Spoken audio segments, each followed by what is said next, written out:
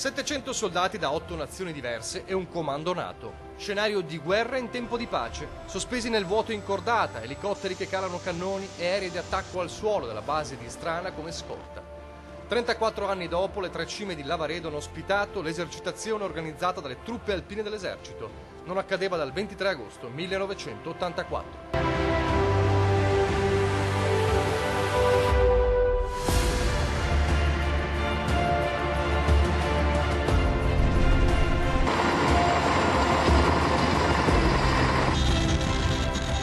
I militari impegnati sotto lo sguardo attento del generale Salvatore Farina, capo di Stato Maggiore dell'Esercito.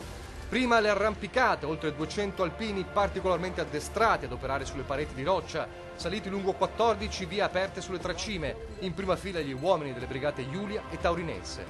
Poi, sopra le 3 cime, hanno iniziato a volteggiare gli elicotteri con a bordo le squadre di militari pronti a calarsi tra le rocce, sotto lo sguardo degli AMX di Strana. Impiegati gli uomini del secondo reggimento alpini e diversi altri assetti specialistici provenienti dalle forze speciali.